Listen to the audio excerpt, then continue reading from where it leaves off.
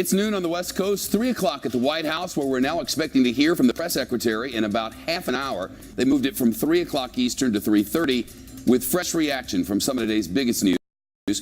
For instance, the House voting to pass a tax cut bill after a visit from President Trump today. But it does not include scrapping the Obamacare mandate like the Senate version does. We'll explain what is in the House plan and how it could affect so many older Americans. Also, why support for the Senate bill may be slipping. Plus, Democratic Senator Al Franken responding to a woman who says he kissed her without permission, and a picture that shows him going to grope her while she slept. You'll hear from the accuser herself. While on the Republican side, word of a potential drastic option to keep the Senate candidate Roy Moore from ever getting elected after accusations of sexual misconduct with young teenagers. We expect to hear from Roy Moore live shortly. Let's get to it.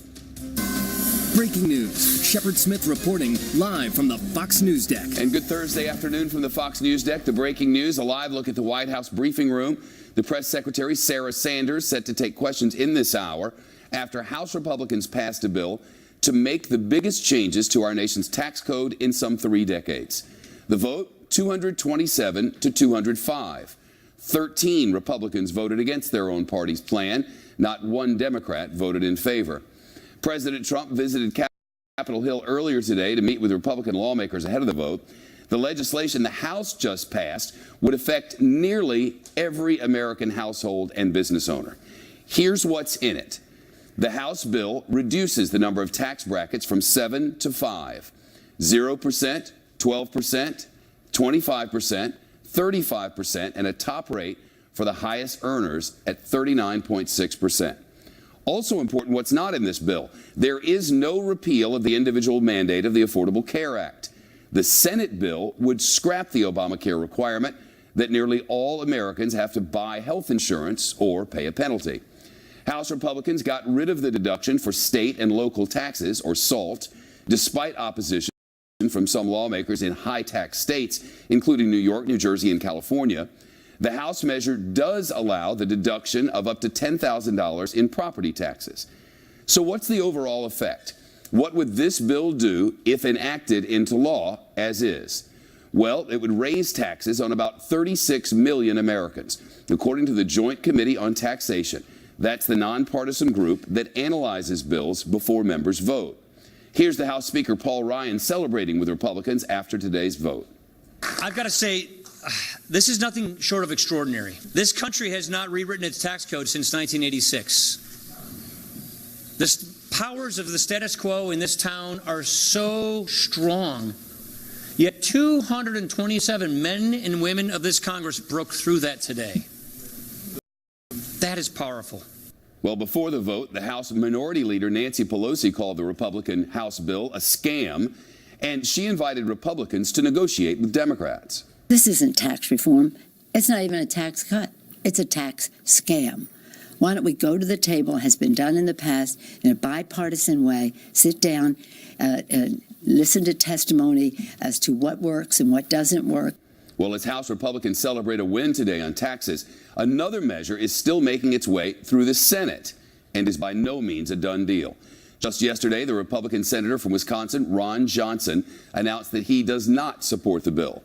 Other Republican senators, including Susan Collins of Maine and Bob Corker of Tennessee, have said they're concerned about this measure. And compared to the House, there's a smaller margin of error, as always, in the U.S. Senate, where Republicans have a narrow 52 to 48 majority. So they can lose only one more vote and still pass this tax plan. It was the Senate, by the way, that killed the Republican health care effort after the House celebrated passing, similarly, the Obamacare repeal bill. It never became law. Chad Pergram is our senior producer on Capitol Hill. He's live there now. Chad, a surprisingly drama-free vote today. Yeah, I talked to some senior Republican aides yesterday, and they were amazed at how smooth this was going. One aide said to me they were just prepared for someone to throw sand in the gears at the end. You usually don't have that on votes of this magnitude. They basically voted, Shep, on the same bill that came out of the House Ways and Means Committee last Thursday. No changes. You would put those changes in the Rules Committee, maybe the individual mandate repeal, which you mentioned, maybe something on the state and local tax deduction. They didn't have to. They felt like they had the votes. And when you have a bill of this magnitude, of this weight, it's really strange to move it through that quickly and without many changes. They had the votes, and so they didn't have to address those issues whatsoever. If you compare this experience to what they dealt with in the spring on health care reform, there were no sweaty palms, Shep. How do things look on the Senate side, Chad? Well, that's where the sweaty palms are going to be. You know, we knew getting up this morning that this bill was probably going to pass the House. It's very unclear in the Senate. Now, the Senate Majority Leader, Mitch McConnell, indicates that they're going to try to move that bill the week after Thanksgiving. You mentioned Ron Johnson, who was a no. I would also look at someone like John McCain, who indicated, you know, he was the person who basically blew up health care over the summer. He says, I don't know what that bill is because it's not written yet. It'll probably be out sometime tomorrow. And you get down to the nitty-gritty. You look at someone like Lisa Murkowski. They're trying to get her vote because they're going to allow drilling in ANWR, the Arctic National Wildlife Refuge that was part of the budget blueprint for tax reform. They just moved that through committee yesterday. But again, she was someone who had a lot of reservations about the health care issue in this. And you put that into the bill. I asked Mitch McConnell about this on Tuesday. He thought that it adds votes. There's other Republican senators who don't think it will at all. And then there's the deficit. You have the budget hawks, people like Jeff Flake, people like Bob Corker, who say this is going to add $1.5 trillion in deficit spending. That's a problem. Chad Pergram, live for us on the Hill. Chad, thanks very much. The House Republican tax plan could raise taxes on more than 1 million older Americans just next year. That's according to AARP, the nation's largest lobbying group for folks over 50. Analysts say that's partly because the bill gets rid of the deduction for high medical expenses. It mainly benefits people with disabilities and older Americans. The Fox Business Network's Jerry Willis is here. I wonder if they're in touch with this change yet. Well, I don't think so. You Yeah. know, we talked about younger Americans who have college debt, how they'll suffer under this tax bill. Well, older Americans will too. Let's take a look at some of the numbers. Some 1.2 million Americans 65 and over will see increased taxes in 2018. And then by 2024, it gets even worse. 4.9 million Americans in that age category will see expenses. You may be wondering why. Why are their taxes going to go up? Well, so many of these folks use the medical expense deduction. You're familiar with that. You can write off some of your medical expenses if they exceed a certain threshold. And at the end of the day, it's 8.8 million Americans who do that. 3/4 of those are older. Also, there's an additional standard deduction for people who are 65 and older. I didn't even know about this. $1,250. When you're on a limited income, you have to be careful how you spend money. That's a lot of money to you. And finally, that lowest tax bracket goes from 10% to 12%.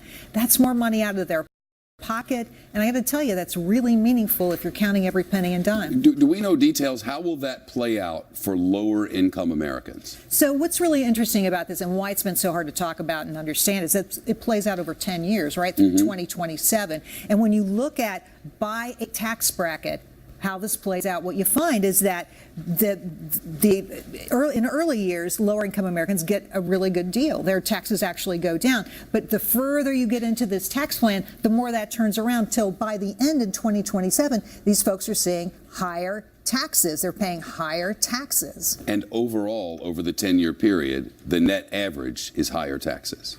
Well, the net average, it's so hard to talk about. Who are you averaging in? Are they in blue states? Are they older? Are they younger? It's difficult to say, but a lot of people will see higher taxes. And look, even if you don't see higher taxes, you may look at what's coming out of your wallet and say, well, that's about where I was before. How meaningful is that to me? Yep. Higher taxes for 36 million Americans if the House bill goes in unchanged. Doubtful that it will. I doubt it, too. Jerry, it's great to see you. Thank you. The Democratic Senator Al Franken is apologizing now after a news anchor posted a photo of him reaching to grope her breasts while she was asleep on a flight during a USO tour back in the year 2006. Leanne Tweeden is her name. She also says Senator Franken forced her to kiss him. In a statement, the senator wrote that he is ashamed about the photo and he volunteered to undergo an ethics investigation, writing, and I quote, I don't know what was in my head when I took that picture, and it doesn't matter. There's no excuse. I look at it now and I feel disgusted with myself. It isn't funny. It's completely inappropriate. It's obvious how Leanne would feel violated by that picture. Lawmakers from both parties are joining Senator Franken himself in calling for an ethics investigation. The Senate Majority Leader, Mitch McConnell, and the top Democrat in the Senate, Chuck Schumer, said the committee should look into what they called credible accusations. The news anchor, as I mentioned, Leanne Tweeden, says this all happened during a tour to entertain troops in the Middle East, back when Al Franken was a comedian. She told reporters that Franken pestered her to practice a skit that included a kiss, and when she finally agreed, he forced himself on her. He stuck his tongue down my mouth, and I remember I pushed him off with my hands. And I just remember I almost punched him, because every time I see him now, like, my hands clench into fists, and I'm sure that's probably why. And I said, if you ever do that to me again, I'm not going to be so nice about it the second time. Senator Franken says he does not remember rehearsing for the skit the same way that Tweeden does, but he does acknowledge we need to listen to and believe women's experiences. Our chief congressional correspondent, Mike Emanuel, is live on Capitol Hill. Mike, if you could, tell us what other Senate Republicans are saying about these accusations. Well, Shep, already a number of senators are being asked if Senator Al Franken should resign. They aren't going there just yet, but Nebraska's Deb Fischer says these allegations must be checked out. They're serious allegations. They need to be investigated. Is it fitting of behavior for a U.S. senator? No, it's not fitting behavior for anyone. Then one of the Senate's top Republicans had an interesting response to this question. Were you shocked? Not entirely. This revelation about Senator Franken has really taken off here on Capitol Hill, Shep. And what about fellow Democrats? What are Senator Franken's fellow Democrats saying? Well, a firm response from his fellow Minnesota Senator, Senator Amy Klobuchar, saying, quote, I strongly condemn this behavior, and the Senate Ethics Committee must open an investigation. This is another example of why we need to change work environments and reporting practices across the nation, including in Congress. Another female senator also took a very firm approach. Shep. Very disappointed. I support an ethics investigation. This kind of conduct should not be tolerated by anyone and any public official. Should he resign?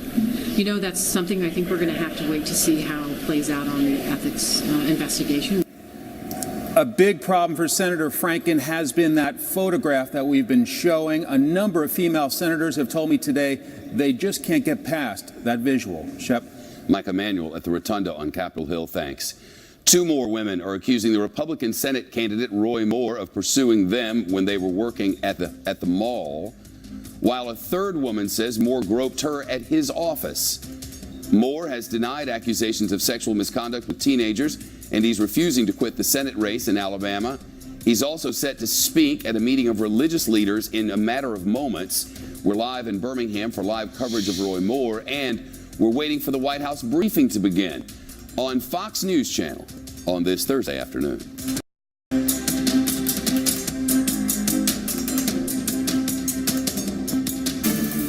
Breaking news now, the former Homeland Security Secretary Tom Ridge is in critical condition after an emergency procedure on his heart. That's according to his spokesman. Tom Ridge is 72 years old now. He was not only the first Homeland Security Secretary beginning in the year 2003, he was also the former governor of Pennsylvania before that. According to his spokesman, Tom Ridge was at a conference of Republican governors when he called for help from his hotel room this morning, and doctors inserted a cardiac catheter, which is used to help diagnose and treat heart conditions. The spokesman for Tom Ridge says the former secretary has been responding to his doctors. He's now critical. Updates as warranted from the hospital. A live look once again at the White House, where the briefing is set to start, rescheduled from 3 o'clock Eastern to 3:30, so about 15 minutes from now. And a live look Birmingham, Alabama, where we're expecting at this microphone to hear from the Senate candidate Roy Moore at any moment. President Trump just yesterday ignored a question on whether he would join fellow Republican leaders in calling for Roy Moore to drop out of the race. And now, given what we've learned about Senator Al Franken, Roy Moore is accusing the Senate Majority Leader Mitch McConnell of hypocrisy. Moore tweeted, Al Franken admits guilt after photographic evidence of his abuse surfaces. Mitch, let's investigate. In Alabama, zero evidence, allegations 100% rejected. Mitch, Moore must quit immediately or be expelled. Earlier this week, Leader McConnell said Roy Moore is not fit to be a senator. Other Republican lawmakers also calling for the candidate to go. And in the last 24 hours, three more have come forward with accusations against Roy Moore. One told AL.com, which is an Alabama website attached to a newspaper there, that Moore groped her during a meeting in his law office back in 1991. She was in her late 20s at the time. He was in his 40s and married. Separately, two other women are telling the Washington Post that Roy Moore pursued them when they were working at a mall, and he was in his 30s. One of those women says she was a high school senior, and Roy Moore called her at school because she wouldn't give him her home phone number. They went to a movie, she says, and she says he gave her a forceful kiss. Roy Moore has denied all accusations of sexual misconduct, though we're not sure he's gotten around to these yet. They're new. Jonathan Seri is live in Birmingham, where we're expected to hear from Roy Moore himself. Jonathan? Yeah, we expect to hear from him at any time, but right now we're hearing from various faith leaders who are talking about Roy Moore's record, his military service, his defense of socially conservative religious issues. The ones that they mention most commonly are his stand to keep the Ten Commandments monument in the state Supreme Court back during the last decade, and also his what they said was his defense of traditional marriage, his opposition to same-sex marriage. They have been talking in general about the allegations against him. No specific denials yet from the campaign about these two most recent news reports that you mentioned. But in general, they're saying that all of the allegations about him are untrue, that he's a good family man, that he loves his wife, that he's honest, and that he has integrity. And we're just waiting to see what Roy Moore himself is going to say when he takes the podium, Shep. It has been quite a fight among Republicans during this process. It has indeed. In fact, taking a page from the Trump playbook, Moore has become very active on Twitter. He tweeted to the Senate Majority Leader saying, "Dear Mitch McConnell, bring it on." And then Chris Hansen, director of the National Republican Senatorial Committee, tweeted back, "Bring it on as a movie about high school cheerleaders." Now, all of this is very humorous, but underlying that, it shows a very dark disconnect, a rift that's been forming between the national Republican leadership and Republicans at the state and local level here in Alabama. If you talk to the national leaders, they'll tell you Roy Moore's days are numbered and that he needs to drop out of the race.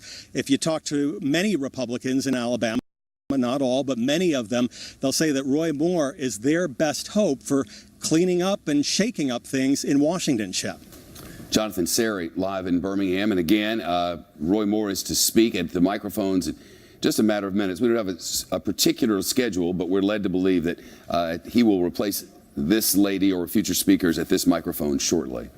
Some Republicans are thinking up a radical way, really, to keep Roy Moore from ever serving in the United States Senate under any circumstances.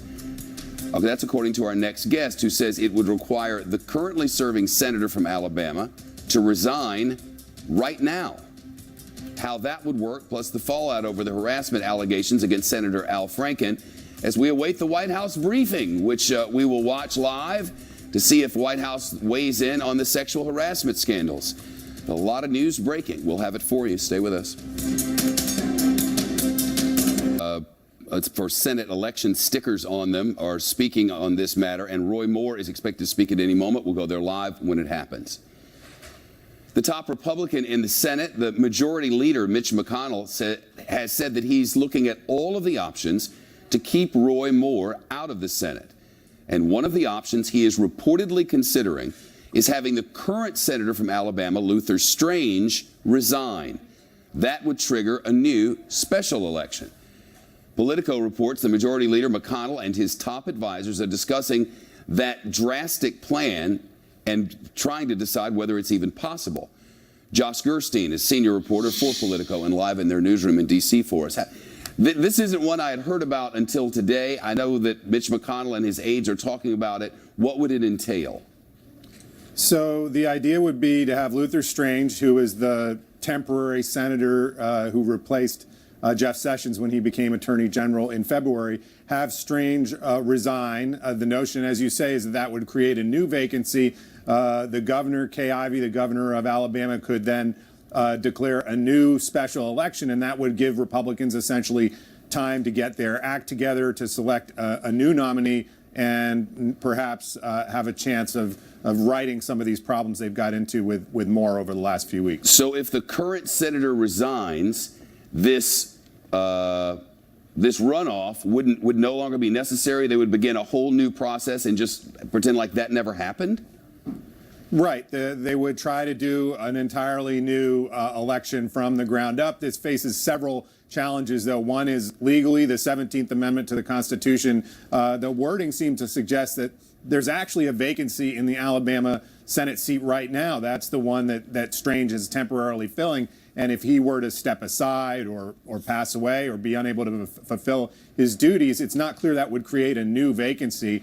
So that's one of the problems with this. And another problem with it is who's to say Roy Moore wouldn't continue to run and might in fact be able to prevail despite the problems that he's facing right now. So these are all hurdles. And you know, I think the governor of Alabama yesterday threw some cold water on this, saying her intent for the moment anyway is to go forward with this election. I think it's set for December 12th. The new and brewing scandal on the Hill has to do with Senator Al Franken, the Democrat of Minnesota, and accusations against him. Where do you see this now? Well, you know, he's definitely in hot water amidst all the reports that we've seen, not just the Moore controversy, but the Harvey Weinstein and a lot of other stories that are coming out about sexual harassment and impropriety. I think, you know, he's in a somewhat different position than some of those stories in that so far we're not hearing any kind of serial allegations. It's an allegation about his activity on one particular trip sponsored by the USO and some inappropriate conduct around a skit and posing for a photo and so forth. So he himself has asked that this be referred to the Senate Ethics Committee. A number of other senators have called for that, including, I think, Mitch McConnell. So that will presumably happen, but I don't think people should look at the Senate Ethics Committee as a way to really ventilate or dig into what happened here, because that's sort of a black hole. It's really a place where complaints about senators go to die, or certainly not a way to publicize them in any kind of open fact-finding process. If it's not a fact-finding, what good is it if it's not for getting to the bottom of things? Well, I mean, there sometimes are investigations, but the preference is to do everything behind closed doors. And so if people are thinking that this would address these allegations in kind of a timely way or a public way, I wouldn't be looking to the Senate Ethics Committee to do that. I hear you. Josh Gerstein live with us. Josh, we believe, anytime, hang with me just for a second, because we believe Roy Moore is going to be next. Let's listen for this introduction here and see if that's the case. Summarize, we just want to say, Judge Moore, thank you. Thank you for your stand. Thank you for being unwavering. Thank you for being the man of character that we dream. You're the candidate we dream of. You know, every election we have someone that, you know how it is. In the election they tell you, I believe like you, and I stand for your principles. And then they get elected and they forget why they're there. That is, if there was ever a man who would not do that, it is you. And we just want to say thank you. We stand with you. And if you'd like to say a few words, we'd be honored to have you do so.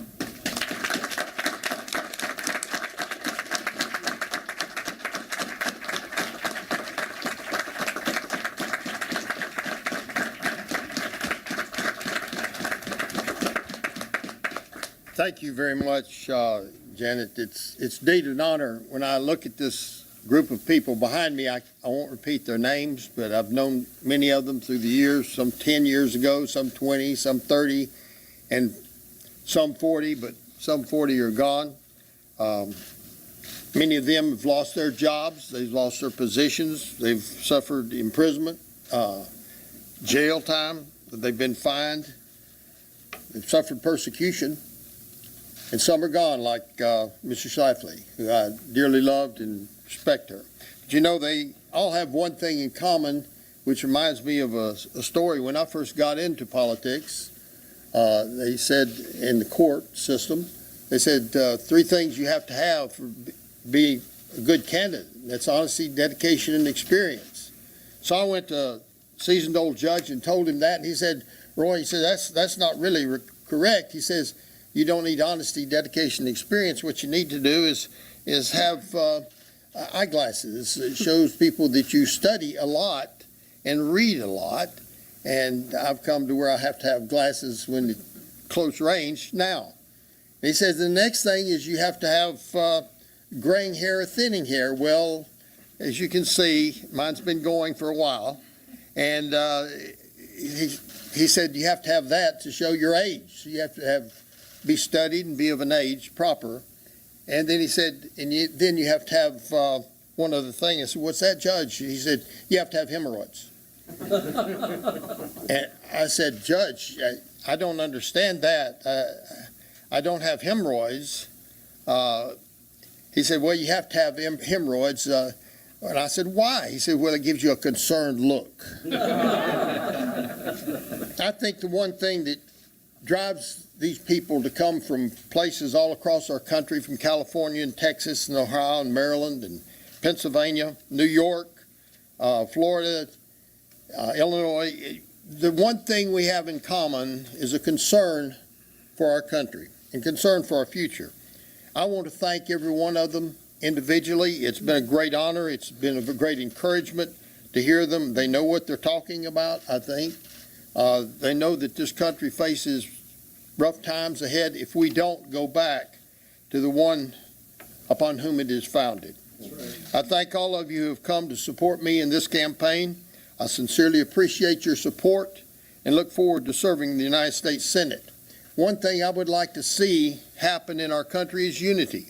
I said I wanted to see unity. I never dreamed that I would succeed even before I got elected.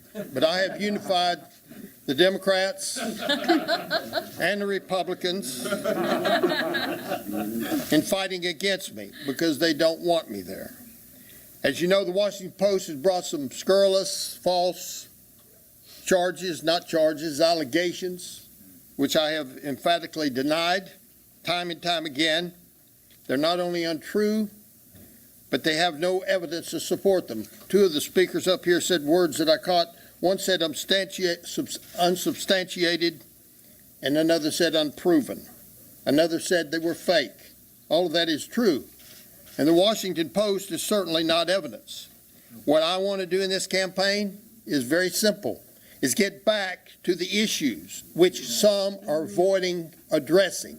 I haven't had one question from the press or the media about issues in this case since these allegations have occurred. What is important is how we address the future of this country. And by cutting taxes, rebuilding our military, repealing Obamacare, and putting good judges and justices on the federal and Supreme Courts of the United States. We've got to stop judicial supremacy or we're losing our form of government. Many of you have recognized that this is an effort by Mitch McConnell and his cronies to steal this election from the people of Alabama, and they will not stand for it. They overcame $30 million and voted me in the primary, and now they're trying a different tactic.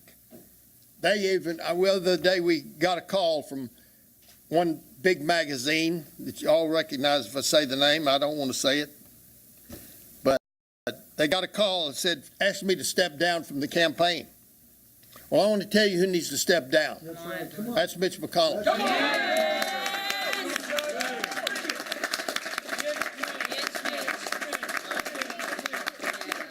There's been comments about me taking a stand. Yes, I have taken a stand in the past. I'll take a stand in the future, and I'll quit standing when they lay me in that box and put me in the ground. Amen. I'm proud to stand with people that I see behind me and with the people of Alabama to bring forth the truth to Washington, D.C. Not just about what we stand for, but what the people of this country stand for. An acknowledgement of God, an acknowledgement of the Constitution, an acknowledgement that we need moral value back in our country. And without God, we can never succeed. I want to thank you for coming here.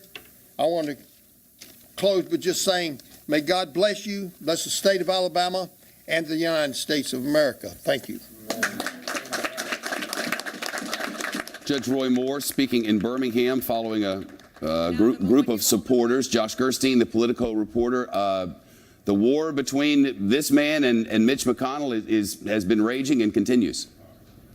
Yeah, and to hear him say that Mitch McConnell and his cronies are trying to steal this election, it was really interesting to see Moore talking about not only running clearly against Mitch McConnell, but also Moore trying to position himself as a national figure, talking about people coming from around the country to support his campaign. He really seemed like he was trying to transcend, really.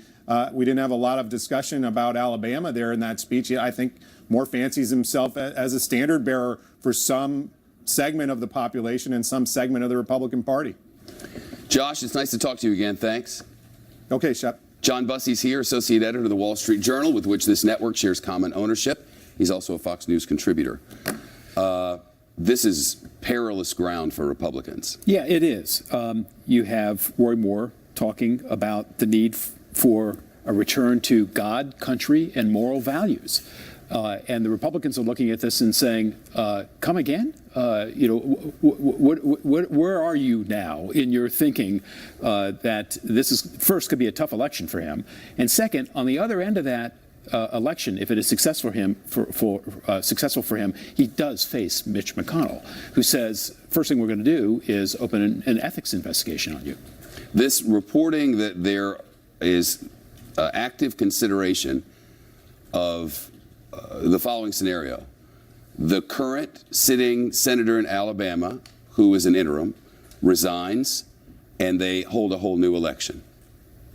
Josh's point on that torturous process, which involves a fair amount of legal gymnastics, seems to only kind of complicate this issue. At a certain point, Mitch McConnell and the Senate's going to have to step back and let the people of Alabama decide. Who do they want to have come to Washington as their senator?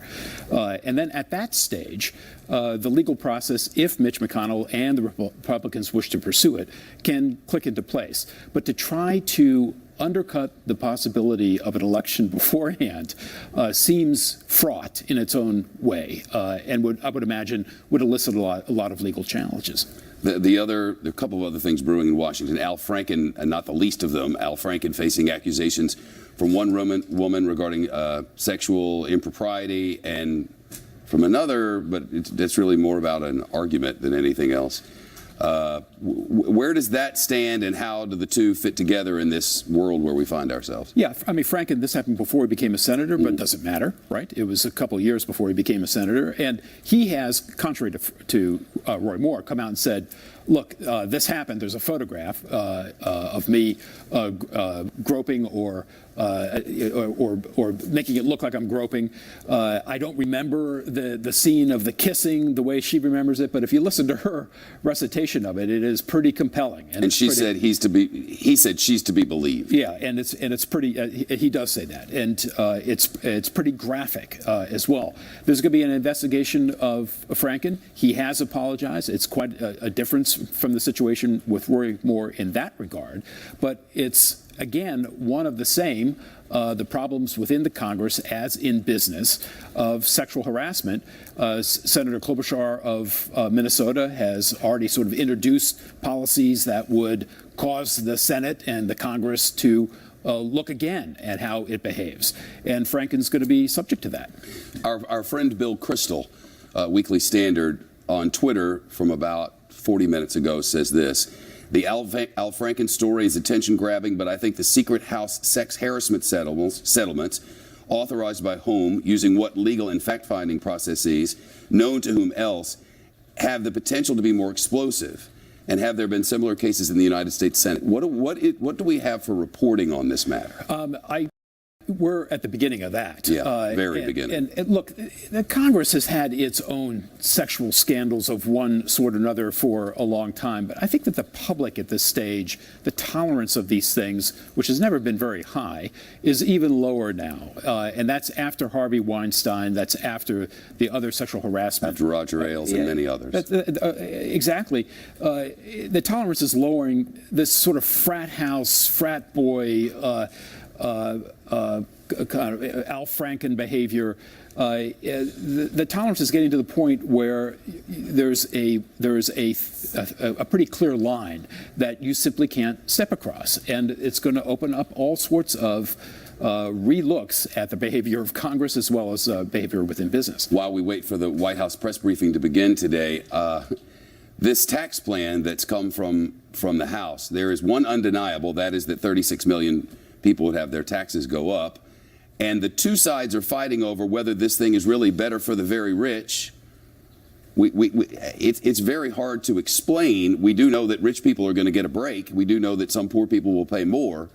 The details are kind of here and there depending on who you are. Yeah, that's right. And we're at the end of the beginning on this, but still at the beginning. And I think that you're going to see in the White House briefing a desire by the White House to take a bit of a victory lap over the House passing its bill. Deservedly so. And Paul Ryan, deservedly so as well. It's through the House. But it's really just the end of the beginning. As you point out, the Senate has a very different perspective on a lot of the issues that the House has already decided on. Then it's got to come back to some kind of reconciliation between the two. So what happens to SALT, the state and local tax, what the House has done to state and local taxes? What happens to property tax deductions? All of that is still very much up in the air. This is going to be quite some time before we find out, here is the bill that we can all sit down and evaluate and that the Congress can vote on. Less than a minute to the White House briefing this afternoon. There was a victory lap in the House during the Obamacare repeal as well that turned out to be a nothing burger in the end because they didn't get anything done. There are those who argue that there's a bit of medical in here too, at least once we get over to the Senate side. That's right. They want to call it overall a tax cut, but there are a lot of people on both sides of the political aisle who would argue with that. Yep, and a huge amount of clouds around that issue. Even the victory lap, I think that you're going to hear Huckabee try to take on the president's visit to Asia. There weren't a huge amount of deliverables there, not very much in the way of trade negotiation either that we can see. Maybe there was some behind the scenes in terms of deliverables. It was mostly about the president talking about improved relations between him and leaders in Asia. John, thanks. The White House press briefing, Sarah Sanders from the lectern, and away we go. It's great to be back with everybody. Certainly miss seeing most of you who weren't on the road. Most of us. Most of you. Yeah. I gave myself a little wiggle room there. The president's historic 5-country trip to Asia was an incredible success. He rallied the world against the menace of North Korea, strengthened our alliances, and showed our commitment to a free and open Indo-Pacific region, and took a stand for fair and reciprocal trade. As a result of the trip, American families will be safer and more secure, and American workers and companies are one step closer to competing on the level playing field they deserve. Speaking of leveling the playing field for our workers and businesses, the President applauds the House for passing the Tax Cut and Jobs Act, a massive step toward fulfilling our promise to deliver historic tax cuts for the American people by the end of the year. We are encouraged that the House and Senate continue to work together to deliver what the President asked them to do. Allow hardworking middle-class families to keep more of their hard-earned money and empower our companies and workers to dominate their global competition. The Senate Finance Committee is also making progress on its companion bill and will soon advance it to the floor for a vote. A simple, fair, and competitive tax code will be our rocket fuel for our economy, and it's within our reach. We'll bring back jobs, we'll bring back our wealth, and as the President has said many times, we'll bring back our great American dreams. Now is the time to deliver, and we fully expect the Senate to follow the House's suit. And with that, I'll take your questions. Cecilia. Thank you, Sarah. 2 questions, 2 topics, if I may. Does the President believe Roy Moore's accusers, and does he think Roy Moore should drop out of this race? Look, the President believes that these allegations are very troubling and should be taken seriously, and he thinks that the people of Alabama should make the decision on who their next senator should be. So that's a no. He thinks Roy Moore should stay in? Look, the President said in his statement earlier this week that if the allegations are true, then that Roy Moore should step aside. He still firmly believes that. Major. How would the President like to see that truth proven? Look, I'm not going to get into and litigate back and forth, but the president's been clear that if any of these allegations are true, allegations that he takes very seriously, finds very troubling, if those do happen to be true, then he should do the right thing and step aside. Does the president believe the accusations themselves, that is to say the women themselves and their own credibility, can be established outside of them making these allegations? What's the mechanism by which the president would be satisfied that the allegations are true? Look, I don't think the president's laid out what the mechanisms are. That should be determined possibly by a court of law. But that's also something in a decision that the people of Alabama need to make, not the president, whether or not they want Roy Moore to support them in the Senate. Sarah, Ivanka Trump says that she has no reason not to believe the women would come forward. Does the president disagree with her position? Look, the president's not disagreeing with anybody. He's saying that he finds the allegations to be extremely troubling. He doesn't know any more than you do on this fact, other than that these are something that should be taken very seriously and that the people of Alabama should be the ones to make the decision on whether or not to support Roy Moore. Matthew. Thank you, Sarah. Having the information that we have and the information that the people of Alabama have, would President Trump vote for Roy Moore? The president's not a voter in Alabama, so I know he's not, but he endorses candidates all the times and states that he's not a voter, and he says, I would vote for this person or I wouldn't. Would he vote for Roy Moore? I haven't asked him if he would vote for Roy Moore. Would you get back to us on that? John? Thank you, Sarah. A number of Republican senators have pulled their endorsement for Roy Moore. They've urged him to step aside. Senator Shelby said he wouldn't even vote for him. He writes one in on the ballot. Senator Cruz has pulled his endorsement. The president is not only President of the United States, Commander-in-Chief, he's also leader of the Republican Party. Why won't he weigh in on this? Why won't he take the same type of strong position that these other Republican senators have taken on Roy Moore? Look, the president supported the decision by the RNC to withdraw resources from this race, but feels it's up to the people of Alabama to make the decision. I don't have anything further to add on that front. James. Thank you, Sarah.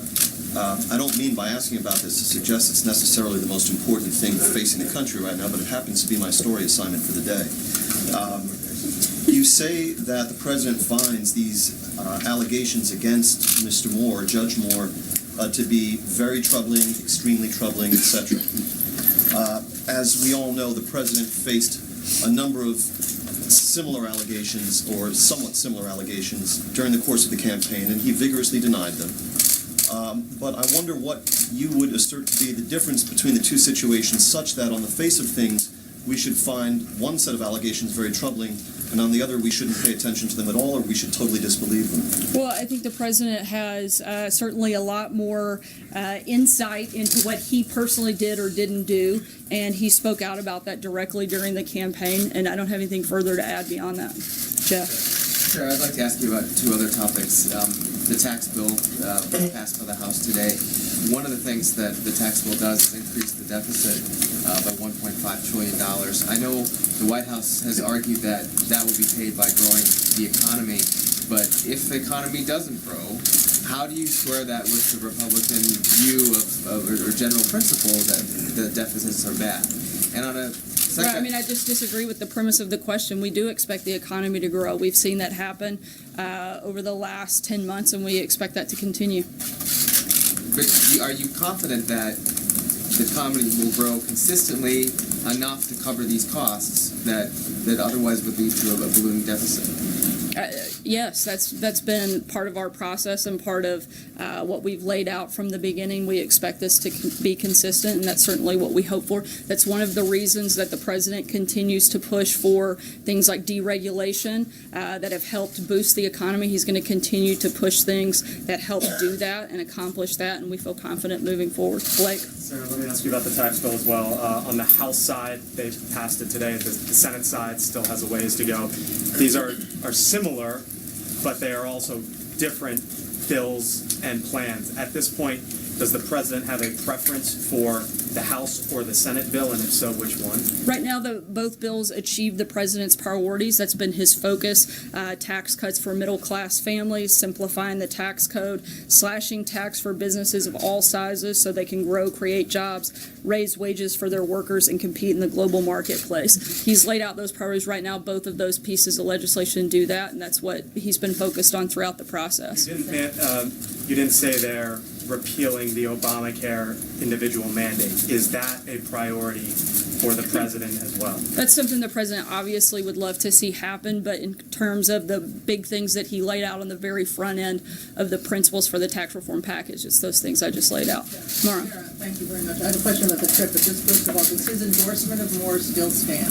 Look, as I've said, the president believes this is a decision for the people of Alabama to make, not one for him to make. Okay. And my question about the trip is that he's made a strong argument that having a good relationship with Russia and with Vladimir Putin is a good thing for the United States. Does the president believe that Putin would ever lie to his face? Look, as the president said many times before, he doesn't think that it's helpful for him to get into a back and forth argument with Vladimir Putin, but he does think that there are places where we can work with Russia, particularly whether it's on Syria, North Korea, or other big global issues that the world is facing, and that's been the president's focus, and he's going to continue to look for ways that we can work with them that help America. Stephen. Let me ask you another question about tax reform. 13 Republicans in the House today broke from the president, broke from their party leaders because they believe that this bill will actually increase taxes for some, if not many or most, of their constituents in California, New Jersey, and New York. Those 13 members represent millions of people who, in theory, voted for the president believing that he would lower their taxes. So what does the president say to those people, and how is this whole tax reform endeavor for them? Not a bait and switch. Look, the president's still incredibly focused. He's laid out his priorities of making sure that this tax plan helps those in the middle class, and that's exactly what it does. That's the focus of both pieces of legislation in the House and the Senate. Jim? On Roy Moore, would the president campaign with Roy Moore? Not that I'm aware of. And can I ask you a follow-up? Do you think he's a creep? Do I? Yeah. Look, I don't know Roy Moore. I haven't met him in person, so I wouldn't be able to respond to that. Kristen. Does the president think that Roy Moore is qualified to serve in the U.S. Senate? Look, the president, as I've said about 7 or 8 times now, thinks that this is a decision for the people of Alabama to make. Sir, we've heard from you. Sarah, we've heard from you, and we've heard from Ivanka on this. When are we going to hear from the president himself? The president has put a statement out earlier in the week when we were on the trip, and he stands by that statement. He's ignored shouted questions for 2 straight days. He's the president of the United States, the leader of the Republican Party. I think a lot of people want to hear I'm aware of all of those qualifications of the president, and it's actually my job to come out here and answer questions on his behalf, which I'm doing, which I've done, and which he has done repeatedly over the last 12 days while we were on a trip across Asia. So to act like he hasn't answered questions is just silly. Does he think Senator Al Franken should step down? What does he think of Senator Al Franken? Sorry, Chris, I'm going to move around. On the other side of the aisle, does the president have a response to the allegations against Senator Al Franken and also the mistrial over Senator Baum? On Senator Franken, it appears that the Senate is looking into that, which they should, and we feel that's an appropriate action. I haven't asked him about Senator Menendez. Could you talk a little bit about the decision-making behind apparently appointing Nick Mulvaney to lead the Consumer Financial Protection Board, at least on an interim basis, given the fact that he's been a longstanding critic of the board and was in existence in the first place, and what signal should we take from that in terms of the future of that board and direction? I don't have any announcements on that front at this point, but we'll follow up with you in the coming days over any movement in that area. Francesca? Thank you, Sarah. China has announced that it's sending a special envoy to North Korea tomorrow. The president was just in Beijing. Is that something that the president talked to President Xi about while he was there? Is that something that the president favors?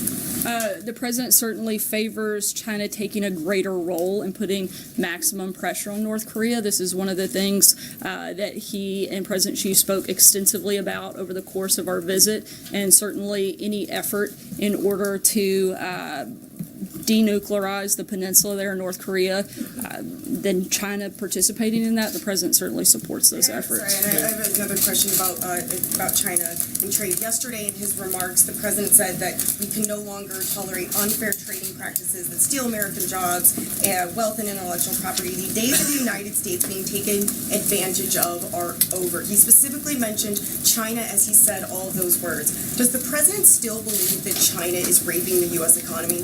Look, the president knows that there hasn't been a fair and reciprocal trade with China. He doesn't think that we've had great deals in place with China, and he's been very clear, and he was very clear directly with President Xi, which he'll continue to be, that we want to make sure that Americans and American workers in particular are getting the best deal and the best pieces possible.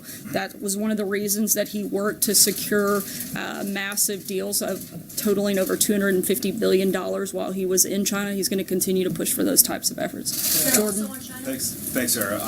Before the president left for Asia, officials here hinted that North Korea might be added back onto the list of state sponsors of terror. Has the president decided to go forward with that move? I believe the president will be making an announcement and decision on that at the first part of next week. We'll keep you posted on those details. Hunter? Thank you, Sarah.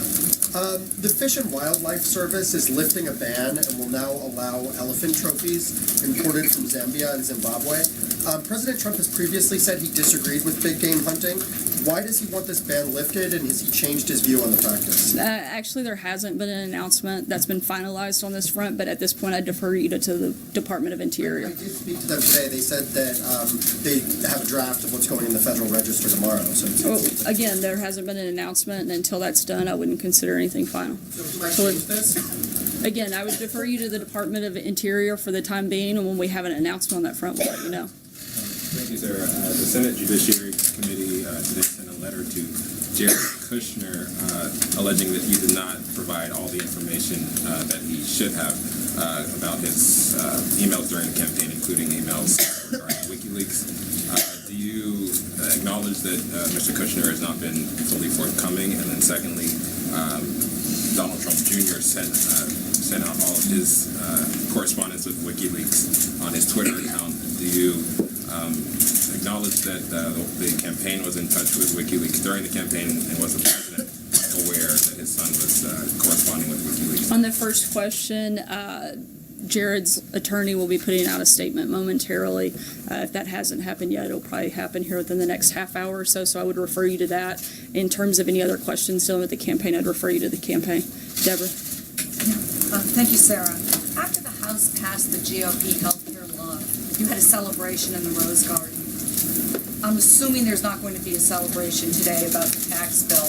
What are you doing differently this time around? Look, the president was on the Hill earlier today to praise and rally support for the vote. He's very engaged in this process. We're going to continue to be, and we're looking forward to seeing the same results come out of the Senate when they pass a bill and signing historic tax cuts and tax reform by the end of the year.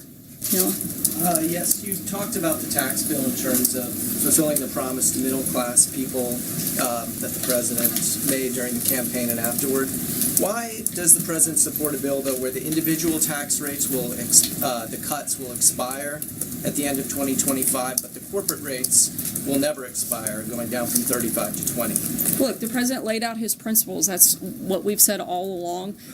We're counting on the House and Senate to actually put in the details of that legislation that reflect the priorities that the president laid out. We're going to continue letting this bill work through the process, and right now we think it's in a really good place, and we're going to keep pushing forward for progress. Do you think that's a fair bill, to have that one provision expire and the other not? Again, the president has made clear what his priorities for this legislation are, and we're going to continue to stay focused on those. What is Jessica? the priority on that count? One of the other things that happened in China right after the president left was that this announcement about more foreign ownership in the financial sector in China was announced, but it was announced after the president left. I wonder if that came up in the conversations between the presidents and if that was part of any ongoing conversations or deals that were reached during the visit or before the visit. I'm not sure if that specific thing came up. I'd have to check and get back to you. The Chinese Foreign Ministry has taken issue today with the president's statement yesterday that he and President Xi agreed that there would be no freeze for freeze proposal regarding North Korea. What is your understanding or the president's understanding of what he and she agreed about that, and does the president stand by that statement yesterday? Yeah, both sides made their position clear. They're different, but we agree that they're going to be different positions, and therefore it's not going to move forward from this point. Thank you, Sarah. Sarah, before the president left for his trip to Asia, he called on the Justice Department to look into the Democrats in that situation, as he put it. And then days later, the Attorney General asked special prosecutors to look into the Uranium One allegations in the Clinton Foundation. Did the president cross any lines or try to influence the Justice Department and the Attorney General to look into the situation of the Democrats? Look, the president hasn't directed any investigation or the appointment of a special counsel. In fact, he said publicly that he hasn't been involved with that, and that's entirely up to the Department of Justice. Brian. Thank you very much. Going back to Russia just a bit, when he said that he spoke with Putin and he believed that Putin meant what he said, in other words, there was no collusion with the government. He actually said he believed that Putin believed what he said, and that he wasn't going to get into an argument with him over that when they had bigger things like North Korea, like the issues in Syria that they needed to deal with and work together on. So the question being, he's always maintained that it was the Democrats who colluded with Russia. Is he saying that Putin exonerated the Democrats? Look, the president still firmly believes that there was collusion with the Democrats during this election process, but again, he's not going to get into the back and forth with a world leader that he needs to work with and wants to work with in order to deal with some of the big and serious things that are facing our country right now. Sorry, Brian, I'm going to move ahead. Sarah, as a New Yorker, is President Trump concerned that the potential tax increases for hardworking New Yorkers who can no longer deduct state and local taxes might cause an exodus from New York, losing its spot as the U.S. and world financial capital? Look, we've addressed this. A very minimum number of people actually itemize their deductions. But again, I've said it a few times today. I feel kind of like a broken record today. But the president is focused on the principles he laid out and making sure that we get the most tax cuts possible for the people of the middle class and for most Americans, and that's what he's been focused on. Thank you, Sarah. Take one last question, Eamon. Thank you, Sarah. So Senator Johnson, Republican, has raised some questions about the fairness of the tax proposal, particularly the disparity between corporate and individuals and the way they're big corporations and regional corporations and the way they're treated as well. So the question is, what concessions is the White House prepared to make to Senator Johnson?